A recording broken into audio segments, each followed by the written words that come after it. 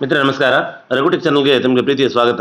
ಇವತ್ತು ನಾವು ತಿಳಿಯೋಣ HRMS 2.0ದಲ್ಲಿ ಹೇಗೆ ಒಬ್ಬ ಕರ್ನಾಟಕ ಸರ್ಕಾರಿ ನೌಕರನನ್ನು ಟ್ರಾನ್ಸ್ಫರ್ ಮಾಡೋದು ಮತ್ತು ಅದನ್ನು ಪ್ರಮೋಷನ್ ಕೊಟ್ಟು ಟ್ರಾನ್ಸ್ಫರ್ ಮಾಡೋದು, ಈ ಎಲ್ಲದರ ಕುರಿತು ನಾವಿವತ್ತು ಮಾಹಿತಿಯನ್ನು ತಿಳ್ಕೊಳ್ಳೋಣ. ಸೊ ಮೊದಲಿಗೆ ನೀವು ಕ್ಲಿಯರ್ ಆಗಿ ತಿಳ್ಕೊಳ್ಳಿ, ಪ್ರಮೋಷನ್ ಕೊಟ್ಟು ಟ್ರಾನ್ಸ್ಫರ್ ಬೇರೆ ಕಡೆ ಟ್ರಾನ್ಸ್ಫರ್ ಮಾಡೋದು ಅಥವಾ ಪ್ರಮೋಷನ್ ಕೊಟ್ಟು ಅಲ್ಲೇ ಟ್ರಾನ್ಸ್ಫರ್ ಅಂದರೆ ಅದೇ ಆಫೀಸಲ್ಲಿ ಟ್ರಾನ್ಸ್ಫರ್ ಮಾಡ್ಕೊಳ್ಳೋದು, ಇವೆರಡನ್ನೂ ಕೂಡ ಇದೇ ವಿಡಿಯೋದಲ್ಲಿ ನಾವು ತೋರಿಸ್ತೀವಿ. ಜೊತೆಗೆ ಅವೆಲ್ಲವನ್ನು ಮಾಡಿದಾದ್ಮೇಲೆ ಟ್ರಾನ್ಸ್ಫರು ಕೊಟ್ಟು ಇಲ್ಲೇ ಉಳಿಸ್ಕೊಳ್ಳೋದು ಅಥವಾ ಟ್ರಾನ್ಸ್ಫರ್ ಕೊಟ್ಟು ಪ್ರಮೋಷನ್ ಕೊಟ್ಟು ಬೇರೆ ಆಫೀಸಿಗೆ ಕಳಿಸ್ಕೊಡೋದು, ಇವೆಲ್ಲವನ್ನು ಮಾಡಿ ಯಾವ ಒಂದು ರೀತಿ ನಾವು ಇದನ್ನು ಪ್ರೋಸೆಸ್ ಶುರು ಮಾಡೋದು ಅನ್ನೋವಂಥದ್ದನ್ನು ನಾವು ಇವತ್ತು ನೋಡೋಣ. ಸೊ ಅದಕ್ಕೂ ಮುಂಚಿತವಾಗಿ ನೀವಿನ್ನು ನಮ್ಮ ಚಾನಲ್ನ ಸಬ್ಸ್ಕ್ರೈಬ್ ಮಾಡದೇ ಇದ್ದರೆ ಈ ಕೂಡಲೇ ಸಬ್ಸ್ಕ್ರೈಬ್ ಮಾಡ್ಕೊಳ್ಳಿ. ಇಂತಹದೇ ಕುತೂಹಲಕಾರಿ ಮಾಹಿತಿಗಾಗಿ HRMS K2 ಸಂಬಂಧಪಟ್ಟ ಮಾಹಿತಿಗಾಗಿ ಬೆಲ್ಲೈಕನ್ ಅನ್ನೋದನ್ನು ಮಾತ್ರ ಮರಿಬೇಡಿ. ನಾವೀಗ ನಾರ್ಮಲ್ ಪ್ರಮೋಷನನ್ನು ತಗೊಳ್ತಾ ಇದ್ದೀವಿ, ಪ್ರಮೋಷನ್ ಮ್ಯಾನೇಜ್ಮೆಂಟ್. ಅದರಲ್ಲಿ ನಾರ್ಮಲ್ ಪ್ರಮೋಷನ್ನು ಮತ್ತು ರೂಲ್ 32 ಪ್ರಮೋಷನ್ ಎರಡೂ ಕೂಡ ಒಂದೇ ರೀತಿಯಾಗಿರುತ್ತೆ. ದಯವಿಟ್ಟು ಅದನ್ನು ಗಮನಿಸ್ಕೊಳ್ಳಿ. ನಾರ್ಮಲ್ ಪ್ರಮೋಷನ್ ಆರ್ಡರನ್ನು ಮೊದಲು ಜನರೇಟ್ ಮಾಡೋಣ. ಅದ್ರ ಮೇಲೆ ಕ್ಲಿಕ್ ಮಾಡ್ತಾ ಇದ್ದೀನಿ. ಸೊ ಈಗ ಸರ್ಚ್ ಎಂಪ್ಲಾಯ್ ಕೊಡ್ತಾ ಇದ್ದೀನಿ. ಸೊ ಸರ್ಚ್ ಎಂಪ್ಲಾಯ್ ಕೊಟ್ಟಾಗ ಇಲ್ಲೊಂದಿಷ್ಟು ಎಂಪ್ಲಾಯ್ ಬರ್ತಾರೆ. ಇದರಲ್ಲಿ ಯಾವ ಎಂಪ್ಲಾಯರ್ ಅವರನ್ನು ನೀವು ತಗೋಬೇಕು ಅಂತ ಅಂದ್ಕೊಂಡಿರ್ತೀರೋ ಆ ಎಂಪ್ಲಾಯರ್ ಅವರನ್ನು ನೀವು ಸೆಲೆಕ್ಟ್ ಮಾಡ್ಕೊಳ್ಳಿ. ಸೆಲೆಕ್ಟ್ ಮಾಡ್ಕೊಂಡಿದ್ದ ತಕ್ಷಣ ಈ ರೀತಿಯಾಗಿ ಪೇಜ್ ಓಪನ್ ಆಗುತ್ತೆ. ನೆಕ್ಸ್ಟ್ ಕೊಡಿ. ನೆಕ್ಸ್ಟ್ ಕೊಟ್ಟು ಮತ್ತೆ ಎಸ್ ಕೊಡಿ. ಎಸ್ ಕೊಟ್ಟಿದ ತಕ್ಷಣ ನಮಗೆ ಈಗ file and reference document details ಅಂತ ಬರುತ್ತೆ. ಈಗ ಆಲ್ರೆಡಿ ನೀವು ಫೈಲ್ ಡಾಕ್ಯುಮೆಂಟ್ಸ್ ಇದ್ದರೆ ಇಟ್ಬಿಡಿ, ಇಲ್ಲಾಂದರೆ ಎಕ್ಸಿಸ್ಟಿಂಗ್ ಮುಂಚೆ ಮಾಡಿದ್ದಾಗಿದ್ರೆ ಅದನ್ನು ಎಕ್ಸಿಸ್ಟಿಂಗ್ ಫೈಲಲ್ಲಿರುತ್ತೆ, ಅದನ್ನು ಕೊಟ್ಟು ಮತ್ತೆ ಎಸ್ ಕೊಡಿ. ಸೊ ಫೈಲ್ ಕ್ರಿಯೇಟೆಡ್ ಸಕ್ಸಸ್ಫುಲಿ, ಇಲ್ಲಾಂದರೆ ಹೊಸದಾಗಿ ಕ್ರಿಯೇಟ್ ಮಾಡ್ಕೊಳ್ಳಿ ಅಷ್ಟೇ. ನೀವು ಹೇಗೆ ELಗಳನ್ನು ಮಾಡ್ಕೊಳ್ತೀರೋ ಆ ರೀತಿ ಇವೆಲ್ಲವನ್ನು ಕೂಡ ನೀವು ಡೀಟೇಲ್ಸ್ ಚೆಕ್ ಮಾಡ್ಕೊಳ್ಳಿ. ಮತ್ತೆ ಕಂಟಿನ್ಯೂ ಕೊಡಿ, ಎಸ್ ಕೊಡಿ. ಓಕೆ ಕೊಟ್ಟಾದಮೇಲೆ ನಮಗೆ ಈ ರೀತಿಯಾಗಿ ಇನಿಷಿಯೇಟ್ ನಾರ್ಮಲ್ ಪ್ರಮೋಷನ್ ಅಂತ ಬರುತ್ತೆ. ಸೊ ಇಲ್ಲಿ ಬಂದುಬಿಟ್ಟು ಬೇಸಿಕ್ ಎಂಪ್ಲಾಯರ್ ಅವರ ಡೀಟೇಲ್ಸನ್ನು ನೋಡ್ಕೊಳ್ಳಿ. ಇಲ್ಲಿ ಬಂದುಬಿಟ್ಟು ನೀವು ಗಮನಿಸಬೇಕಾಗಿರತಕ್ಕಂಥದ್ದು, ಇಲ್ಲಿ ಅವರ ಬೇಸಿಕ್ ಡೀಟೇಲ್ಸ್ ಏನಿದೆಯಲ್ಲ, ಬೇಸಿಕ್ ಪೇ ಎಷ್ಟು ತೊಗೊಳ್ತಾ ಇದ್ದಾರೆ, ಅವರ ಪೇ ಸ್ಕೇಲ್ ಎಷ್ಟಿದೆ, ಆಲ್ರೆಡಿ ಪ್ರೆಸೆಂಟ್ ಪ್ರಮೋಷನ್ ಆಗೋದಕ್ಕೂ ಹಿಂದಿನ ತಿಂಗಳು ಅವ್ರದ್ದು ಎಷ್ಟಿದೆ ಅನ್ನೋವಂಥದ್ದನ್ನು ದಯವಿಟ್ಟು ಗಮನಿಸ್ಕೋಬೇಕು. ಅದಾದಮೇಲೆ ನಾವು ಬೇಸಿಕ್ ಮತ್ತು ಪೇ ಸ್ಕೇಲ್ ಎರಡನ್ನೂ ಕೂಡ ಗಮನಿಸ್ಕೊಳ್ಳಿ. ಅಲ್ಲಿ 69,250 ಇದೆ, ಮತ್ತು ಪೇ ಸ್ಕೇಲನ್ನು ನೋಡ್ಕೊಳ್ಳಿ. ಇಲ್ಲಿ ಯಾವ ಗ್ರೂಪಿಗೆ ಹೋಗಿದ್ದಾರೆ ಅನ್ನೋ ತಗೊಳ್ಳಿ. ಸೊ ನಾನೀಗ ಗ್ರೂಪ್ ಬಿನೋ ಸಿನೋ ಅನ್ನೋವಂಥದ್ದನ್ನು ಸೆಲೆಕ್ಟ್ ಮಾಡ್ಕೊಳ್ತಾ ಇದ್ದೀನಿ. ನೆಕ್ಸ್ಟು ಕೇಡರ್, ಈಗ ಯಾವ ಕೇಡರಿಗೆ ಹೋಗಿದ್ದಾರೆ ಅಂತ ಹೇಳಿದರೆ ಅಸಿಸ್ಟೆಂಟ್ ಟ್ರೆಜರಿ ಯಾವುದಿದೆಯಾ ಅದನ್ನು ತಗೊಳ್ಳಿ. ಸೊ ಅದಾದಮೇಲೆ ನೆಕ್ಸ್ಟು ಅವರ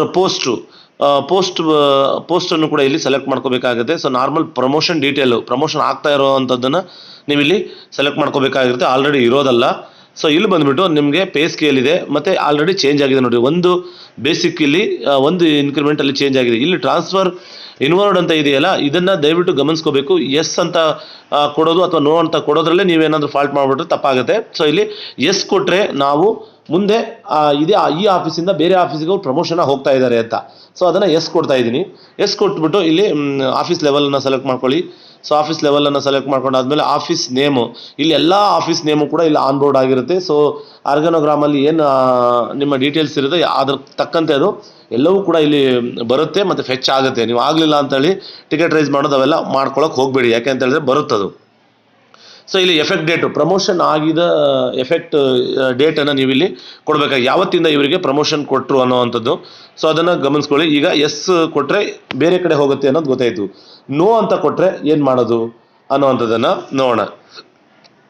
ಆಲ್ರೆಡಿ ಪ್ರೆಸೆಂಟು ಇವ್ರು ಎಲ್ಲಿ ಕೆಲಸ ಮಾಡ್ತಾ ಇದ್ದಾರೆ ಅಂತ ಅಲ್ಲಿ ತೋರಿಸ್ತಾ ಇದೆ, ಅಲ್ಲಿ ನೋಡ್ಕೊಳ್ಳಿ.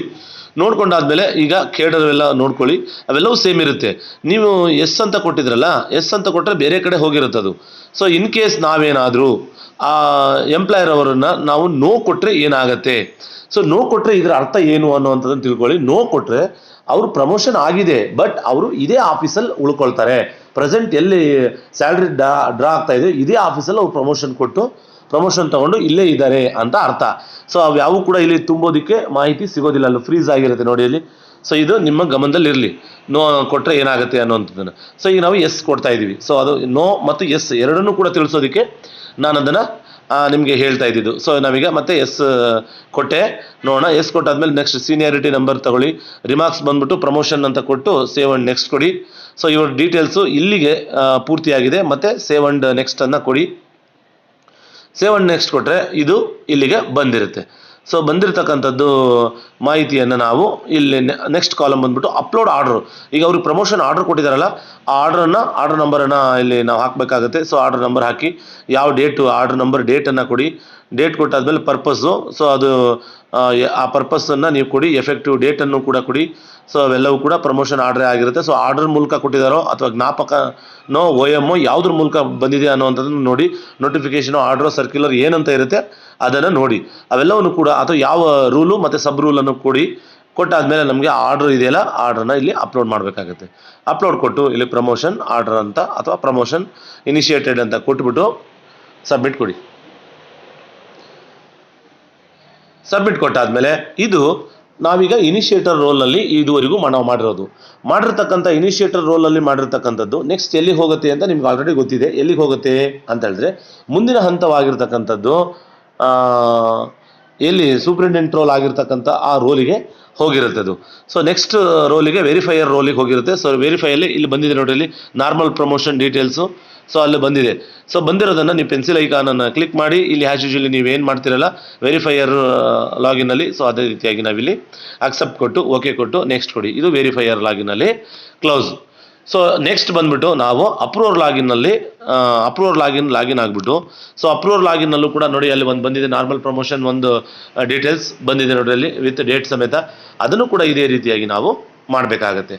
ಸೊ ಇದು ನಾವು ಅದನ್ನು ಕೂಡ ಡೀಟೇಲ್ಸ್ ಎಲ್ಲ ಚೆಕ್ ಮಾಡಿ ಅಕ್ಸೆಪ್ಟ್ ಕೊಡಿ, ಓಕೆ ಕೊಡಿ, ನೆಕ್ಸ್ಟ್ ಕೊಡಿ, ಸಬ್ಮಿಟ್ ಕೊಡಿ. ಸಬ್ಮಿಟ್ ಕೊಟ್ಟಾದ್ಮೇಲೆ ಎಸ್ ಕೊಡಿ. ಸೊ ಇದುವರೆಗೂ ನಾವು ಮಾಡಿದ್ದೆಲ್ಲವೂ ಕೂಡ ಏನು ಪ್ರಮೋಷನ್ ಕೊಟ್ಟಿದ್ದೀವಿ ಅಷ್ಟೇ. ಪ್ರಮೋಷನ್ ಕೊಟ್ಟಿರ್ತಕ್ಕಂಥದ್ದನ್ನು ನಾವೀಗ ಆ ಎಂಪ್ಲಾಯರ್ ಅವರನ್ನು ಔಟ್ ಮಾಡಬೇಕಾಗತ್ತೆ.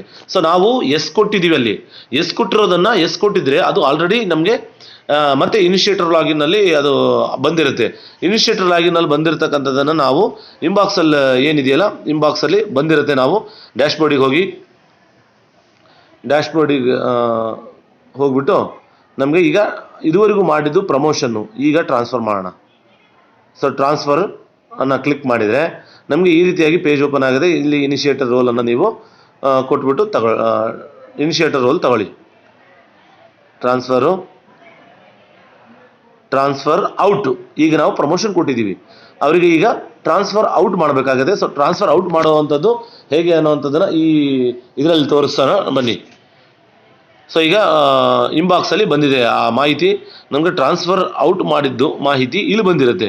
ಸೊ ಆ ಮಾಹಿತಿಯನ್ನು ನಾವು ಹೇಗೆ ಔಟ್ ಮಾಡೋದು ಅನ್ನೋವಂಥದ್ದನ್ನು ದಯವಿಟ್ಟು ಇದನ್ನು ನೀವು ಎಲ್ಲೂ ಸ್ಕಿಪ್ ಮಾಡದೆ ನೋಡಿ. ಯಾಕೆಂತ ಹೇಳಿದ್ರೆ ಔಟ್ ಮಾಡುವಾಗ ನೀವೇನಾದರೂ ಫಾಲ್ಟ್ ಮಾಡಿಕೊಂಡ್ರೆ ಅದು ನಿಮ್ಮ ದೋಷವಾಗುತ್ತೆ. ದಯವಿಟ್ಟು ಅದನ್ನು ಗಮನಿಸ್ಕೊಳ್ಳಿ. ಸೊ ಇಲ್ಲಿ ನಮಗೆ ಬಂದಿರತಕ್ಕಂಥದ್ದನ್ನು ನೋಡಿ, ತಾರೀಖು ಸಮೇತ ನಾವು ಯಾವಾಗ ಕಳಿಸಿರ್ತೀವೋ ಆ ತಾರೀಖು ಸಮೇತ ಬಂದಿರುತ್ತೆ. ಈಗ ನೀವು ಐಕಾನ್ ಮೇಲೆ ಕ್ಲಿಕ್ ಮಾಡಿ. ಐಕಾನ್ ಮೇಲೆ ಕ್ಲಿಕ್ ಮಾಡಿದ ತಕ್ಷಣ ಇಲ್ಲಿ ನಾವು ಯಾರನ್ನು ಟ್ರಾನ್ಸ್ಫರ್ ಔಟ್ ಕೊಟ್ಟಿದ್ದೋ ಅದು ಬಂದಿದೆ ನೋಡಿ. ಕರೆಂಟ್ ಡೀಟೇಲ್ಸ್ ಇದೆ ಮತ್ತು ಎಲ್ಲಿಗೆ ಟ್ರಾನ್ಸ್ಫರ್ ಕೊಟ್ಟಿದ್ವಿ ಅನ್ನೋವಂಥದ್ದು ಇಲ್ಲಿ ಬಂದಿದೆ ನೋಡಿ. ಸೊ ಬಂದಿರತಕ್ಕಂಥದ್ದನ್ನು ಐಕಾನ್ ಮೇಲೆ ಮತ್ತೆ ಕ್ಲಿಕ್ ಮಾಡಿ. ಆಕ್ಷನ್ ಮೇಲೆ ಕ್ಲಿಕ್ ಮಾಡಿದ ತಕ್ಷಣ ಇಲ್ಲಿ ರಿಲೀವಿಂಗ್ ಡೇಟನ್ನು ಕೊಡಿ. ಸೊ ಈಗ ಔಟ್ ಮಾಡಬೇಕಲ್ವಾ, ರಿಲೀವಿಂಗ್ ಡೇಟ್ ಯಾವಾಗ ಅವರು ರಿಲೀವ್ ಆಗ್ತಾ ಇದ್ದಾರೆ ಅನ್ನೋವಂಥದ್ದನ್ನು ನಿಮಗೆ ಗೊತ್ತಿರುತ್ತೆ. ರಿಲೀವಿಂಗ್ ಡೇಟ್ ಕೊಡಿ. ಮತ್ತು ಅವ್ರಿಗೆ ಡಿಸ್ಟೆನ್ಸು, ಈಗ ಪ್ರೆಸೆಂಟ್ ಆಫೀಸಿಂದ ಅವ್ರು ಹೋಗ್ತಾ ಇರೋ ಆಫೀಸಿಗೆ ಡಿಸ್ಟೆನ್ಸ್ ಕೊಡಿ, ಅಥವಾ ಬೆಳಿಗ್ಗೆನೋ ಮಧ್ಯಾಹ್ನ ಅನ್ನೋದನ್ನು ತಗೊಂಡ್ಬಿಟ್ಟು ಕೊಡಿ. ಜಾಯ್ನಿಂಗ್ ಅವನ್ನೆಲ್ಲವನ್ನು ಕೂಡ ಭರ್ತಿ ಮಾಡಿ, ಆ ಸಂಬಂಧಪಟ್ಟಿದ್ದೆಲ್ಲವನ್ನು ನೀವು ಭರ್ತಿ ಮಾಡಿ. ಇಲ್ಲೊಂದು ಕ್ರಿಯೇಟ್ ಡ್ರಾಫ್ಟ್ ಆರ್ಡರ್ ಅಂತ ಇದೆ ನೋಡ್ರಿ, ಅದರ ಮೇಲೆ ಕ್ಲಿಕ್ ಮಾಡಿ. ಸೊ ಗೆಜೆಟೆಡ್ ಅಲ್ಲದೆ ಇರೋದ್ರಿಂದ ಅದು ಬರುತ್ತೆ, ಗೆಜೆಟೆಡ್ನವರಿಗೆ ಬೇರೆ ಥರ ಬರುತ್ತೆ. ಸೊ ಅದನ್ನು ನೆಕ್ಸ್ಟ್ ಇನ್ನೊಮ್ಮೆ ಹೇಳ್ತೀನಿ. ಸೊ ಇಲ್ಲಿ ಬಂದುಬಿಟ್ಟು ಆರ್ಡರ್ ನಂಬರನ್ನು ಮತ್ತೆ ಔಟ್ ಮಾಡೋ ಅಂಥ ಆರ್ಡರ್ ನಂಬರನ್ನು ಕೊಡಿ. ಯಾವ ಡೇಟು, ರಿಲೀವಿಂಗ್ ಆರ್ಡ್ರು. ಸೊ ಇಲ್ಲೂ ಕೂಡ ರಿಲೀವಿಂಗ್ ಆರ್ಡರ್ ಅಂತ ಕ್ಲಿಕ್ ಮಾಡಿ. ಸೊ ಇಲ್ಲಿ ಎಲ್ಲವಕ್ಕೂ ಕೂಡ ರಿಲೀವಿಂಗ್ ಟು ಎಲ್ಲಿಗೆ ಯಾರ್ಯಾರಿಗೆ ಇದು ಕಾಪಿ ಹೋಗಬೇಕು ಅಂತ ಇರುತ್ತೆ ಅದನ್ನು ಕೊಟ್ಬಿಟ್ಟು ಓಕೆ ಕೊಡಿ. ಸಬ್ಮಿಟನ್ನು ಕೊಟ್ಮೇಲೆ ಇದು ಹೋಗುತ್ತೆ. ಇಲ್ಲೊಂದು ಡ್ರಾಫ್ಟ್ ಆರ್ಡ್ರು ಸಿಗುತ್ತೆ. ಈ ಆರ್ಡ್ರನ್ನ ಡೌನ್ಲೋಡ್ ಮಾಡ್ಕೋಬೇಕು ನೀವು. ಡೌನ್ಲೋಡ್ ಮಾಡ್ಕೊಂಡಾದ್ಮೇಲೆ ಇಲ್ಲಿ ಅದನ್ನು ಸಬ್ಮಿಟ್ ಕೊಡಬೇಕಾಗುತ್ತೆ ನೀವು. ಸೊ ಜಸ್ಟ್ ವೆಯ್ಟ್, ನಾವು ಸಬ್ಮಿಟ್ ಕೊಡೋಣ. ಸಬ್ಮಿಟ್ ಕೊಡಿ. ಓಕೆ, ಇಲ್ಲಿ ಸಬ್ಮಿಟ್ ಅಂತ ಇದಾದಮೇಲೆ ಡ್ರಾಫ್ಟ್ ಆರ್ಡರ್ ಜನ್ರೇಟ್ ಆದಮೇಲೆ ನಮಗೆ ಇಲ್ಲಿ ಸಬ್ಮಿಟ್ ಆಪ್ಷನ್ ಬರುತ್ತೆ. ಸಬ್ಮಿಟ್ ಇ-ಸೈನು DSC ಅಂತ ಇರುತ್ತೆ. ನಾವೀಗ ಸಬ್ಮಿಟ್ ಕೊಡೋಣ. ಸಬ್ಮಿಟ್ ಕೊಟ್ಟಾದಮೇಲೆ ಅದು ಆ ಆರ್ಡ್ರನ್ನ ಬಂದಿದೆ. ಮತ್ತೊಂದು ಸಲ ಸಬ್ಮಿಟ್ ಕೊಡಿ. ಅದನ್ನು ಡೌನ್ಲೋಡ್ ಮಾಡ್ಕೊಂಡಾದ್ಮೇಲೆ ಸೊ ಇದು ರಿಲೀವ್ ಮಾಡಿರೋ ಆರ್ಡರ್ ಇರುತ್ತೆ. ಇದನ್ನು ಸೈನ್ ಮಾಡಿಕೊಂಡು ಅವರಿಗೆ ಕೊಡಬೇಕಾಗುತ್ತೆ ನೀವು. ಸೊ ಇದಿಷ್ಟು ನಾವು ಇನಿಷಿಯೇಟರ್ ರೋಲಲ್ಲಿ ಮಾಡಿದ್ದಾಗಿದೆ. ಸೊ ಇನಿಷಿಯೇಟರ್ ರೋಲಲ್ಲಿ ಮಾಡಿರ್ತಕ್ಕಂಥದ್ದನ್ನು ನಾವು ನೆಕ್ಸ್ಟ್ ವೆರಿಫೈಯರ್ ರೋಲಲ್ಲೂ ಅದೇ ರೀತಿ ಮಾಡಬೇಕು. ಸೂಪರ್ ಡಿ ಡಿ ಓ ರೋಲಲ್ಲೂ ಅದೇ ರೀತಿ ಮಾಡಿ. Thank you.